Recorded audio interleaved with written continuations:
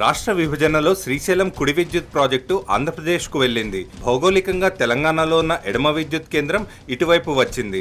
రెండు విద్యుత్ ప్రాజెక్టులకు శ్రీశైలం జలాశయంలోని నీటినే వాడుకోవాల్సి రావడం ఇప్పుడు వివాదాస్పదమవుతోంది. జలాశయంలోని నీటి నిల్వలు తగ్గిపోతున్నాయన్న ఉద్దేశంతో ఆంధ్రప్రదేశ్ ప్రభుత్వం ఇప్పటికే విద్యుత్ ఉత్పత్తిని నిలిపివేసింది.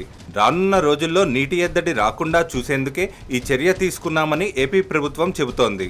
తెలంగాణ ప్రభుత్వం కూడా జల విద్యుత్ ఉత్పత్తిని ఆపేయాలని కోరింది. శ్రీశైలం ఎడమ ప్రాజెక్టు నుంచి తెలంగాణ ప్రభుత్వం విద్యుత్ ఉత్పత్తి చేయడంపై ఆంధ్రప్రదేశ్ ప్రభుత్వం అభ్యంతరం వ్యక్తం చేసింది. ఇది నిబంధనలకు విరుద్ధమని ఏపీ సర్కార్ ఈ మేరకు కృష్ణా రివర్ బోర్డు చైర్మన్ కు లేఖ రాసింది. జలాశయంలోని నీటిని పరిమితికి మించి ఉపయోగించి విద్యుత్ ఉత్పత్తి చేస్తే భవిష్యత్తులో తాగునీటి కష్టాలు వస్తాయని ఏపీ సర్కార్ తెలియజేసింది. ఈ మేరకు తెలంగాణ మంత్రి హరీష్ రావుతో ఏపీ భారీ నీటిపారుదల శాఖ మంత్రి దేవినేని ఉమా మాట్లాడారు. శ్రీశైలంలో ఈరోజు దగ్గర 860 అడుగుల వరకు నీటి మట్టం పడిపోయిన పరిస్థితి ఉంది. అదేవిధంగా 38,027 క్యూసెక్లు మరి అటు తెలంగాణ ప్రభుత్వం విద్యుత్ ఉత్పత్తి చేస్తూ ఉంది.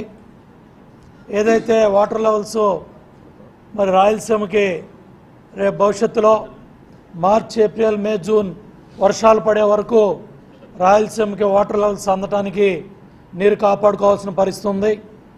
అదేవిధంగా హైదరాబాద్ మహానగరానికి ఇటు ఆంధ్రప్రదేశ్, తెలంగాణ ప్రభుత్వాలు రెండు కూడా కృష్ణా నీటి మట్టం మీద మరి నీటి అవసరాలు తీర్చాల్సిన బాధ్యత మా రెండు రాష్ట్ర ప్రభుత్వాల మీద ఉంది. కాబట్టి అయితే భారీగా కరెంటు లోటు ఉన్న తెలంగాణ ప్రభుత్వం మాత్రం విద్యుత్ ఉత్పత్తిని ఆపేది లేదని తేల్చి చెబుతోంది. ప్రస్తుతం శ్రీశైలం జలాశయంలో 861 అడుగుల నీటి మట్టం ఉందని, 834 అడుగుల వరకు నీటిని వాడుకోవచ్చని లెక్కలు చూపిస్తోంది.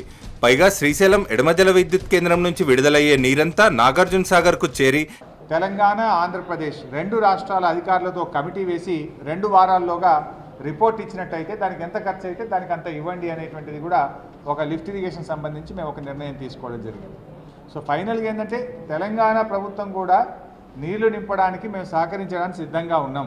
ప్రొవైడెడ్ ఈ 130 కోట్లలో ఒక 40 కోట్ల రూపాయలు వెంటనే విడుదల చేయాల్సిందిగా మేము ఆంధ్రప్రదేశ్ మంత్రివర్యులను కోరడం, దానికి వారు అంగీకరించడం జరిగింది. ఏపీకి ప్రస్తుతం నీళ్లు, కరెంట్ అవసరం లేదు కాబట్టి తెలంగాణను కూడా వాడుకోవద్దని చెప్పడం అన్యాయం అంటున్నారు ఇక్కడి పాలకులు. శ్రీశైలం ఎడమ ప్రాజెక్టు నుంచి ప్రస్తుతం వస్తున్న 700 మెగావాట్ల విద్యుత్ కూడా ఆగిపోతే తెలంగాణ మరింత చీకట్లోకి నెట్టబడుతుందని విశ్లేషకులు హెచ్చరిస్తున్నారు.